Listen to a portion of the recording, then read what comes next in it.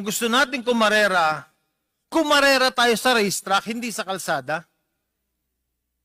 Dahil hindi natin kaya i-control yung mga pedestrians, hindi mo makokontrol for such a long time yung oras na lumalabas ang red light at ang green light, ang pagtawid ng mga aso, ng mga kalabaw, sa mga probinsya, sa mga highway. Tama ho ba?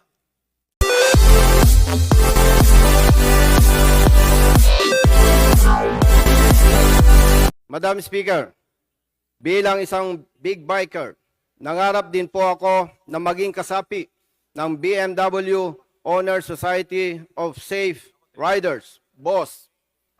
Dahil alam ko po ang advokasya ng mga bumuo nito. Ang Philippine National Police ay nakapagtala po ng 19 na vehicular accidents na kinasasangkutan ng ilang mga big bikers na nakilahok sa ginanap na Boss Ironman Motorcycle Challenge nitong nakarang February 2024. 5 sa Region 1, 8 sa Region 2, 4 sa Region 3, 1 sa Region 10, at 1 po sa Region 11. 3 po sa mga biktima dito ang namatay. 1 sa San Juan, La Union, 1 sa Dagupan City, Pangasinan, at 1 sa Florida Blanca, Pampanga. Ang nabanggit na 19 na vehicular accidents po na kinasangkutan ng ilang mga big bikers na nakalahok sa Boss Ironman Motorcycle Challenge ay naganap lamang nitong nakarang event. Hindi pa po kabilang dito ang mga kawaawang biktima at mga namatay sa mga nagdaang taon. Isa po sa mga nasabing biktima at namatay noong February 24, 2024, si Brother Dexter Soriano Diso. Siya po ay may asawa at 2 maliliit na anak. Ang kanyang pamilya ay nakatanggap ng bayad at areglo mula sa big biker na nakabangga sa kanya ng halagang 100,000 pesos. Madam Speaker, ako po ay anak mahirap at lumaki sa bahay kubo. Alam ko po kung gaano kahirap ang buhay mahirap, lalo na ang mawalan ng tatay o nanay. Ako po at aking mga kapatid ay nasanay kumain na kape ang sabaw sa kanin at inihaw na tuyong isda ang pangulam. Ilan lamang po yan sa mga patunay na totoong napakahirap para sa mahirap na pamilya ang mabuhay na walang ama na katulad ng dinanas ng aming pamilya. Hindi po nakapagtapos ng pag-aaral ang iba kong mga kapatid dahil sa kahirapan. Madam Speaker, nabanggit ko po ang aking personal na buhay para ipaalam sa inyong lahat at sa ating mga kasamang mamabatas na alam ko po ang pagdurusa at paghihirap na pwedeng danasin ng pamilya ni Brother Dexter at ng pamilya ng iba pang mga nadisgrasya at namatay dulot ng Boss Ironman Motorcycle Challenge na taunang ginaganap sa ating bansa. Madam Speaker, sa bawat aksidente at disgrasya, naiwanang pamilya ang tunay at higit na biktima, lalo na ang mga batang nauulila. Hindi po sasapat ang halagang 100,000 pesos kapalit ng buhay at kinabukasan ng 2 maliliit na anak na naulila kay Brother Dexter. Walang katiyakan po na sila ay kakain pa ng 3 beses isang araw at wala ding katiyakan na makakapag-aral pa ang mga ito. Hindi po natin sinusukat ang kakayahan ng asawa niya, pero tunay po na napakahirap para sa isang ina na mawalan ng kaagapay na asawa. Madam Speaker, walang sino man ang may kakayang ibangon, itaguyod at kalingain ang mga pamilya na nagdudusa at lalong naghihirap resulta ng maagang pagkamatay ng kanilang tatay o nanay. Alalahanin din po natin, Madam Speaker, na walang batang nangangarap na maging masama at pabigat sa lipunan. Pero kung wala ang kanilang tatay o nanay na dapat kumalinga, magmahal at gumabay sa kanila, tunay na nalalagay po sa peligro ang kanilang buhay at kinabukasan. Isa po sa mga pangunahing tinutugunan ng ating pamahalaan ngayon ang iba't ibang infrastruktura, kabilang ang paggawa at pagsasaayos ng mga tulay at mga kalsada sa Luzon, Visayas at Mindanao. Ganun pa man, Madam Speaker, hindi pa rin ito sapat para maging ligtas ang pamayanan, partikular ang ibang mga motorista sa mga event na katulad ng taunang ginaganap ng BMW Owner Society of Safe Rider, BOSS, na Ironman Motorcycle Challenge. Maliliit po ang ating mga kalsada. Marami pa ring lubak sa iba't ibang mga lugar, dulot ng malalaking sasakyan, mga pagbaha at pagulan. Maraming maliliit na kurbada o sharp curves. Masisikip ang iba nating mga kalsada dahil sa malalaking bilang ng mga sasakyan at mga tao sa lansangan. Maraming madidilim na kalsada at walang mga ilaw. Mabagal at limitadong speed lamang ng mga sasakyan, lalo na sa mga maliliit na bayan at syudad. At marami pang iba, Madam Speaker. Madam Speaker, honorable colleagues, ang bawat tao at anumang asosasyon ay may karapatan at kalayaan na maging masaya at ipakita ang kanilang galing at talento. Pero ang karapatan at kalayaan ito ay may hangganan o limitasyon kapag naapakan at nasisira ang karapatan at kalayaan ng iba. Hiniling po natin ang suporta at pakikisa ng mga kapwa natin mambabatas at ng mga bumubuo ng Boss Ironman Motorcycle Challenge para sama-sama nating tugunan ang problema po na aking ipinahayag. Unang tanong po, itong event, is this conducted in private or public roads? Sinasagawa po ito sa pampublikong sasakyan, Luzon, pampublikong kalsada, Luzon, Visayas at Mindanao. So ibig po sabihin nito na may kasamang ibang motorista on the road habang ginagawa itong event. And may mga pedestrians rin. Yes po, Madam Speaker. At ito po ay walang pinipiling oras.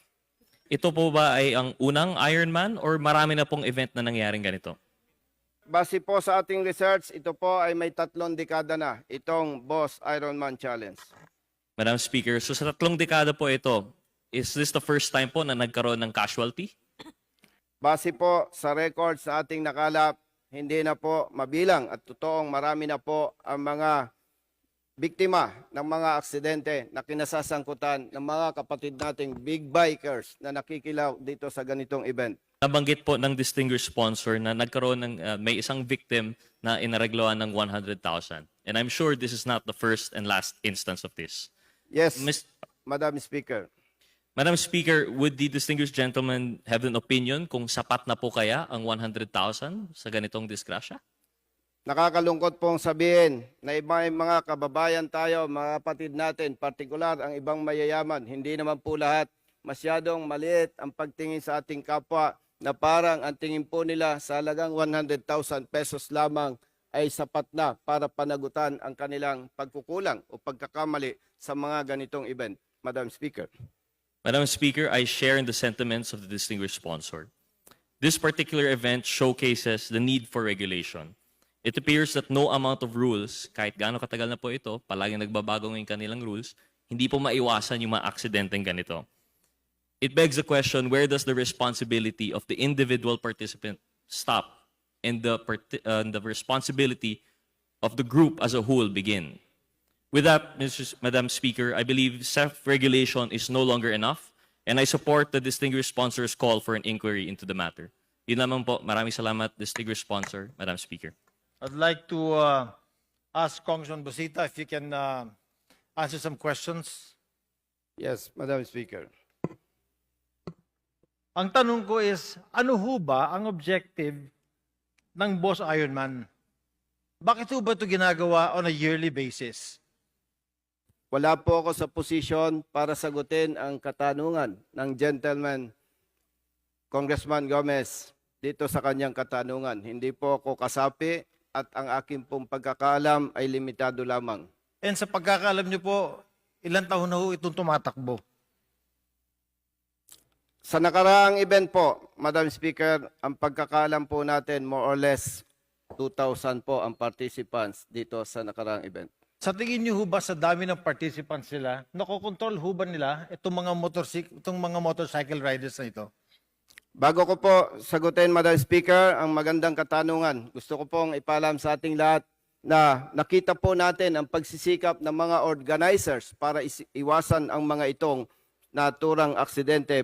Pero bilang big biker po, at kayo din po mga motorista, kahit ano pa po ang guidelines na ating ipatupad, hindi po o wala mang sino man na makakapag-control sa bawat participants dito. Particular sa mga big bikers, alam po nating lahat na ang big bike po ay napakabilis tumakbo, lalong-lalo na sa mga expressway at hindi po mapigilan ng mga participants na yung kanilang performance sa expressways ay ginagawa din po nila sa mga pampublikong kalsada, particular po sa mga provincial roads, municipal and city roads, Madam Speaker. Maaari niyo ho bang ulitin kung ano ho bang ibig sabihin ng BOSS or ng BOSS? BMW Owners. Yes, Madam Speaker. Ang ibig sabihin po ng BOSS is BMW Owners Society of Safe Riders, Madam Speaker. Parang, kung safe riding ho yung pinag-uusapan natin, bakit ho kaya every race na nagaganap sa kanila, ito ho ba ay race or event? Every race na nagaganap, laging merong aksidente. Simply because, kung gusto ho natin kumarera, tama ho ba, Madam Speaker? Kung gusto natin kumarera tayo sa racetrack, hindi sa kalsada. Dahil hindi natin kaya i-control yung mga pedestrians, hindi mo makokontrol for such a long time yung oras na lumalabas ang red light at ang green light, ang pagtawid ng mga aso, ng mga kalabaw, sa mga probinsya, sa mga highway. Tama ho ba? Tama po, Madam Speaker. Kaya napakaganda pong idea na sana po tulungan po tayo ng mga lokal na pamahalaan para maglabas po sila ng mga ordinansa na kung saan ay kanila pong ipagbabawal at kanilang po proteksyonan ang kanilang mga constituents sa kanilang mga nasasakupan, Madam Speaker. Napakarami, Madam Speaker, ng mga aksidente na nangyari. And who is to blame? Sino po ang responsable sa mga ito? Madam Speaker, salamat po, Ginoong Congressman Gomez, sa inyong katanungan. Ako po ay matagal na rin sa public service. At ang inyo pong katanungan, sino ang dapat sisihin? Yes, nandito na po ito. At ako po'y naniniwala dahil alam na po ito ng Kongreso, ng House of Representatives. Kung ito po ay patuloy nating papayagan, palagay ko naman po wala nang ibang dapat sisihin, kundi tayo, mga nananungkulan na may kapangyarihan para pigilan at proteksyonan ang ating mga kababayan. I speak this way, Madam Speaker, because I myself am a bike rider.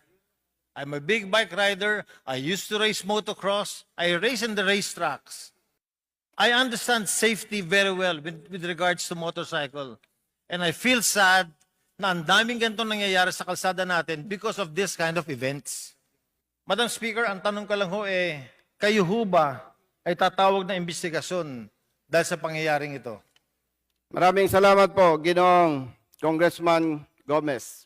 Yes po, tayo po ay hihingi ng tulong sa Kongreso sa pamamagitan po ng mga concerned committee para po ito'y matalakay at sama-sama nating mabigyan po ng kaukulang atensyon. At iimbitahan din po natin ang mga kasapi, organizers ng BMW Owner Society of Safe Riders. Madam Speaker. Pag natuloy po ang inyong investigasyon, asahan niyo po na sasamahan ko kayo. And lastly, Madam Speaker, I would like to say na kung gusto natin kumarera, huwag tayo sa kalsada kumarera tayo sa racetrack. Maraming salamat, Congressman Busita. Maraming salamat, Madam Speaker. Honorable Congressman Gomez, sir. And to my partner, Honorable Congressman Rose Gutierrez and Madam Speaker, at sa ating lahat ng mga kasama, salamat po sa oras na pinagkaloob po ninyo sa amin. God bless us all.